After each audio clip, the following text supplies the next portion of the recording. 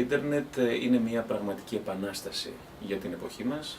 Ίσως πριν από έναν αιώνα κανένας δεν θα μπορούσε να φανταστεί την τόσο άμεση πρόσβαση στα γεγονότα την οποία μας προσφέρει, την συσσόρευση τέτοιων γνώσεων και πληροφοριών, ψυχαγωγίας, παιχνιδιών, αλλά και οποιονδήποτε άλλων δραστηριοτήτων.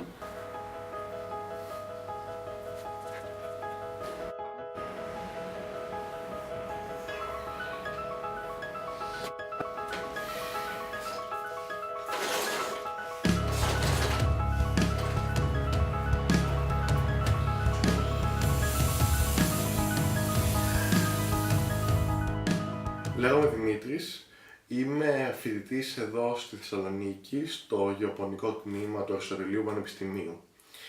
Είμαι 22 χρονών. Άρχισα να ασχολούμαι με τα ηλεκτρονικά παιχνίδια από την ηλικία γύρω 5η με 6η δημοτικού, ήτανε 11-12. Μετά που πέρασα στο πανεπιστήμιο, άρχισε να χειροτερεύει η κατάσταση. Είχα πολύ ελεύθερο χρόνο, μπορεί να καθόμουν και 10 ώρες και 12. Τα video games είναι από τα πρώτα κομμάτια που βλέπουμε στην υπερβολική χρήση, στην εξάρτηση από το διαδίκτυο. Οπωσδήποτε περιγράφουν μια εντυπωσιακή εικόνα και μια πραγματικότητα η οποία από μόνη της εξητάρει και ανεβάζει πάρα πολύ την ικανοποίηση, την ειδονή και τη διέγερση από την χρήση.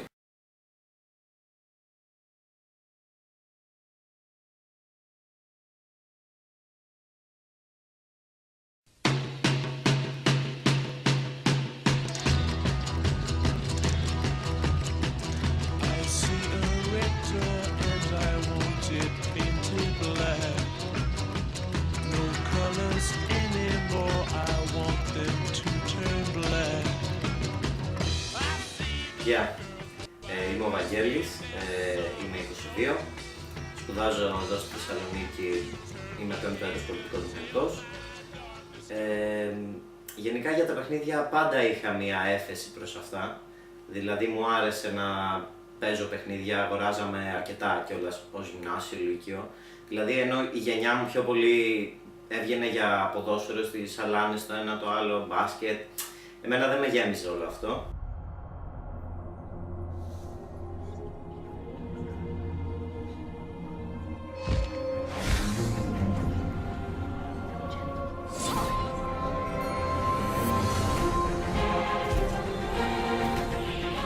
Προτιμώ τα online παιχνίδια από τα offline, διότι στο online έχει μια άμεση αλληλεπίδραση με τον άλλο.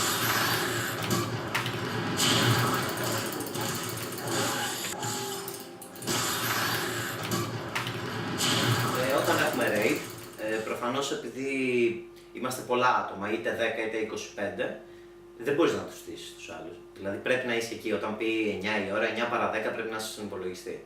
Το Guild είναι κάτι σαν παρέα, σκέψου το έτσι, που όλοι θα κάναμε τα πάντα για όλοι. Από αυτά τα 25 άτομα, real life, δηλαδή κανονικά στη ζωή μου, έχω γνωρίσει τα 3-4.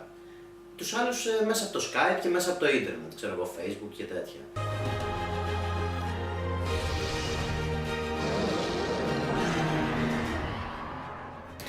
Οπωσδήποτε υπάρχουν αρκετά παιδιά σήμερα τα οποία χρησιμοποιούν το μέσο και κάνουν πολύ καλές φιλίες με εμπιστοσύνη, εξαιρετική οικειότητα, με δημιουργικότητα τον ένας προς τον άλλον, με ανατροφοδότηση, εκφράζονται μέσα από αυτό και είναι σαφώς κάτι που είναι πιστευτό και είναι κάτι πολύ πραγματικό. Υπάρχουν βέβαια και κάποιες περιπτώσεις που είναι κάτι που είναι ίσως παροδικό ή ψευτικό. Καλησπέρα παιδιά! Καλησπέρα. Πού βρίσκεστε, Γκαέλ? Εγώ αυτή τη στιγμή βρίσκομαι στην Αγγλία, κάνω μεταπτυχιακό. Και εσύ, Φίλμπι? Εγώ βρίσκομαι στη Σουηδία και κάνω διδακτορικό. Γκαέλ, πόσο καιρό γνωρίζεσαι με τον Μπάφο? Με τον Βαγγέλη γνωριζόμαστε περίπου 5 ή 6 χρόνια. Όσο παίζω το παιχνίδι ένα MMORPG World of Warcraft. Και Φίλμπι, βρίσκεσαι συχνά μέσω Skype ή στο παιχνίδι να συνεργαστείτε? Στο παιχνίδι θα συναντηθούμε σίγουρα 4-5 φορές την εβδομάδα και κατά τα άλλα μιλήσουμε, να πούμε τα νέα μας στο Skype τουλάχιστον μια φορά τη μέρα. Δηλαδή, Παναγιώτη, αυτός είναι ο ορισμός της ιντερνετικής φιλίας. Ναι, ακριβώς. Βέβαια δεν είναι τόσο κακό όσο ακούγεται γενικά, γιατί το έχουν κάνει θέμα. Κοίτα να δεις, από το ίντερνετ γενικά μπορείς να πεις πιο εύκολα τα προβλήματά σου άμα δεν το βλέπεις πατσαχώρα των άλλων. Και σίγουρα άμα μιλάς 5 με 6 ώρες την μέρα είναι λες και ζείτε στο ίδιο σπίτι.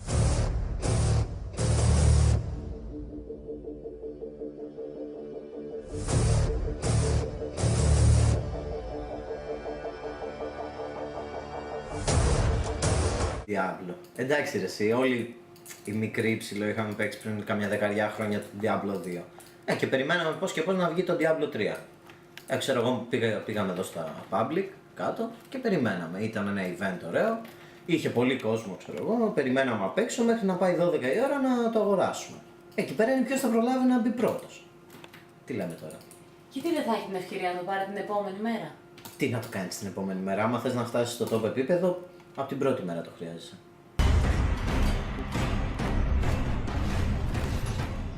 Όταν τελικά καταφέρναμε να ρίξουμε κάποιον αρχηγό ή να σκοτώσουμε κάποιο έτσι μεγάλο τέρας, νιώθαμε σαν να σου πω, σαν να πήραμε το Μουντιάλ ένα πράγμα. Εκείνη τη στιγμή ένιωθα ότι είχα πετύχει κάτι στη ζωή μου. Ήταν από τα πιο ωραία συναισθήματα του κόσμου, ξέρω εγώ, σαν να έχεις ρίξει γκόμενα.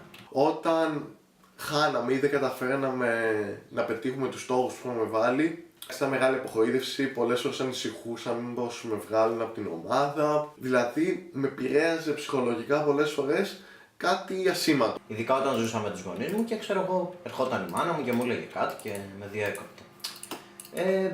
Εντάξει, τρελαινόμουν ρε παιδί μου, πώς να σου το πω. Είναι σαν δουλειά, ξέρω εγώ. Έχανες το ρυθμό σου να σε διέκοπτε. Προφανώς και έχανα το ρυθμό μου γιατί θέλει αυτοσυγκέντρωση για να παίξει. Είναι μια συμπεριφορά η οποία για κατάλληλους θυμίζει έτσι μια κατανίκητη παρόρμηση του να είμαι συνέχεια με κάτι το οποίο μου αρέσει, όπως είναι αυτό το μέσο του διαδικτύου. Γίνεται λίγο έτσι επαναλαμβανόμενη συμπεριφορά που θυμίζει σαν ψυχαναγκαστική. Θυμίζει ίσως και τη συμπεριφορά ενός χρήστη. Σίγουρα όμως είναι τελικά, από ό,τι λένε και οι ερευνητές, ένας συμπεριφορικός εθισμός. Πώς βλέπω το μέλλον μου. Εντάξει ρε εσύ, κοίτα, τώρα είμαι 22, αυτό που κάνω το γουστάρω.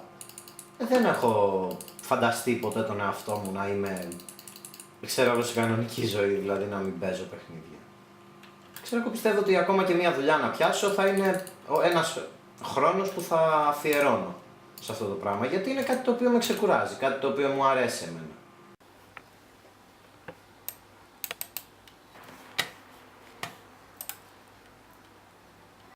Αλλά δεν θα ήθελα να μείνω εκεί. Π.χ. έχω αποκτήσει εμπειρία τώρα, έχω και ιδέες και θα ψινόμουν, ξέρω εγώ, όταν μεγαλώσω να γίνω προγραμματιστής. Δηλαδή είναι κάτι το οποίο μου αρέσει πάρα πολύ και θα με ενδιέφερε να το κάνω.